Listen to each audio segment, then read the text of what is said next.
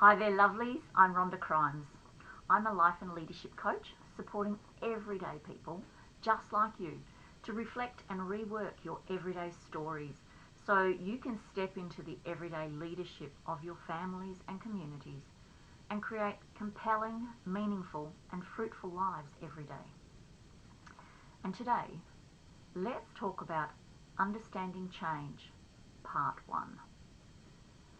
Do you know what is universally constant? It's change. That is constant in our universe. Nothing can stay the same. So it's really interesting that we as humans spend so much time and energy trying to avoid it or feel that it might be something to be afraid of.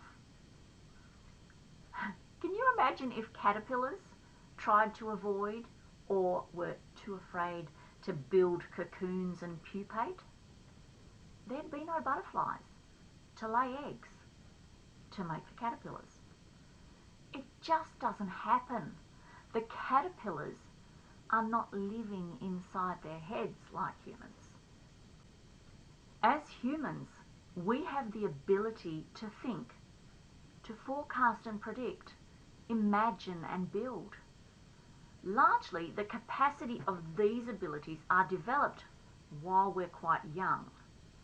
And then as we grow, we try and make what we thought, forecast or predicted fit our current situations. Let me explain. If as a child you were punished or ridiculed when you spoke up, you have a belief and associated emotions layered in about speaking up. So when you find yourself in a work meeting with peers and colleagues, you'll likely be more hesitant to speak up. Now, I would say it is actually highly unlikely that there will be punishment for speaking in a work meeting. But that belief has gone unchallenged for years, even though the situation now is very different. So why is it that we struggle so much to change the way we think? The answer that I think we need to look into is how change works. So why does it happen? And then maybe we can figure out how we can allow it without resisting and suffering. To completely understand this, I want to introduce a Nobel Prize winning theoretical chemist, Ilya Prigogine, and his work on open systems. Specifically, he was interested in solving a riddle of how systems of increasing order, that is, systems that can change, grow and evolve, can exist in the universe that is inevitably tending toward disorder and chaos. Now, stay with me. I promise this won't hurt or be too hard to follow. In the second law of thermodynamics, it states that whenever work is done, some energy is irretrievably lost, like in a steam engine, when the expanding steam causes a piston to move. Some energy is lost from the system in the form of heat radiation, and which is due to friction, plus the machine itself will break down and eventually wear out over time. Simple. Are you still with me? So this fact of nature is called the law of increasing entropy. And entropy at its simplest is a measure of the amount of randomness or chaos in a system. The law of increasing entropy is an expression of the fact that the universe is irreversibly moving toward a state of increased disorder and randomness. To give you some tangible knowledge of this, you know the experiments in school where a mystery vial is uncorked and a revolting smell is released. And then suddenly it can be smelt all around the classroom. That is increasing entropy. Or the molecules are becoming more random and chaotic. They aren't staying inside the vial. However, we also know that many things in the universe tend toward increased order, which is pretty much the opposite of the second law of thermodynamics. Like atoms forming molecules, like cells dividing and changing, like social systems forming. And this puzzled scientists for over a century until Prigogine ascertained that while an open system did indeed become increasingly ordered, it did it not in spite of entropy, but because of it. He called these systems that evolve and grow by taking in energy and matter from their environment and then dissipating the resulting entropy, dissipative structures. His discoveries apply to every open system in the universe, whether it be a chemical system, a highway, or a human being. Okay, I hope you've been able to keep up with me, but if not, don't give up. That's the beauty of video. You can replay until it sits. So now we're getting to answer some of those questions from the beginning. In a nutshell, the more complex a system becomes, like a human, the more entropy, the randomness and chaos, it must dissipate, release, or cause to disappear to maintain its existence. Conversely, each system has an upper limit due to its level of complexity of just how much entropy it can dissipate. Now, this is a key point to bring it to a human experience. Everyone has a limit to how much chaos they can manage and release depending on their individual complexity. If the input of energy and matter, the stimulus, is increased beyond the individual's capacity to disperse into their environment, they internally become more chaotic. This links back to last week's talk on thresholds. If the excess continues beyond the individual's threshold, chaos becomes so great that the system begins to break down. Finally, a point is reached whereby the system comes to a grinding halt and it either breaks down completely and ceases to exist as an organised system, or it spontaneously reorders itself in a new way. Now the system is able to handle fluctuations that previously overwhelmed the old system. Prigogine said the system escapes to a higher order.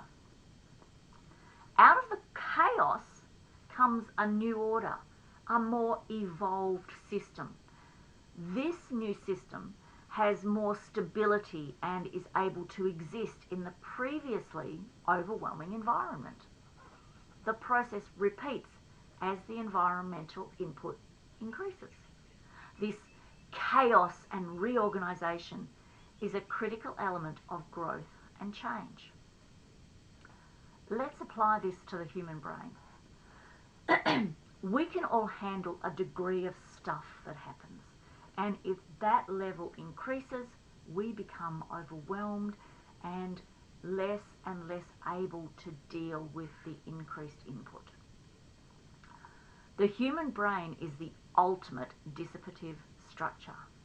It is constantly taking in new energy and matter, constantly dispersing entropy, all without threat to the system. But in times like,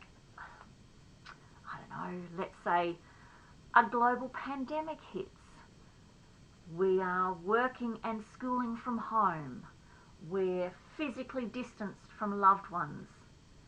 News of devastation and dysfunction is on every media outlet, and fear is underpinning every decision. And just like that, for instance. And that input reaches a critical level, which is different for each of us, but we begin to feel overwhelmed and less able to deal with the increased input. We go into chaos. Eventually, the system, our mental construct of what is forced to break down or reorganize at a higher, more evolved level. It goes like this. Firstly, things make sense. Then, as chaos increases, they no longer make sense. Finally, after reorganization, they make sense again, but in a whole new way, never before imagined. To give an example, when we've believed something and it's been unchallenged, and then suddenly through curious exploration of ourselves, we discover new ways of thinking, this disrupts our original beliefs and associated emotions, and we become uncomfortable. As we learn more, we become more chaotic in our thinking and our discomfort rises. Now, our brains are also designed to keep us safe, so we are in real struggle trying to hold on to thoughts and beliefs that we may have relied on for years. But now we can't unknow what we've learned. Now, as I've said, everyone is different, and some people are open to new ideas and experiences and reach this moment of truth, if you like, sooner than others, giving themselves the chance to learn and grow. But on the other hand, there are people who resist new experiences, who won't try new things. They also suffer the most through this resistance and almost never have peak experiences, and they evolve slowly, if at all. Because you are still with me here right now, you are probably not at this ultra resistant end of the scale. But we all, except perhaps the most enlightened like the Dalai Lama, experience some degree of resistance. The antidote is witnessing or observing, and I'll talk about that later in a video. In another video. So remember that chaos precedes change. Whenever there is chaos, it means your current map of reality is not able to handle the environment. If handled consciously, this chaos can lead to positive change. So, I encourage you to remember these three things when you find yourself stressed or in moments of chaos and discomfort. 1. A new and higher threshold is waiting on the other side with a more evolved map of reality that will solve many of the problems that the old map couldn't. 2. Chaos is a sign you're getting ready to create this new map of reality by reorganizing at a higher and more functioning level. And 3, allow yourself to go through the chaos, fully embracing all it brings for you. It isn't there because of anyone or anything happening outside of you. It's there to make you grow and evolve. This is quite a big topic and to get your head around. So I'm going to pause right here because I don't want to trigger any resistance from this information. And then I'll continue next week with part 2 of Understanding Change. I hope this has been informative. I'd love to hear your thoughts on this so far. And also please remember, if your now is not the picture that you've painted for yourself, and you'd like any help on this discovery path, or maybe something different that you intuitively know or feel isn't letting your true colours shine through, then please do get in touch with me. You can do it really easily. Just leave me a comment, send me a private message, drop me an email, or pop over to my Calendly online diary using the link I've provided, and we can set up an obligation-free curiosity call and see if we're a good fit for each other. Much love until next time.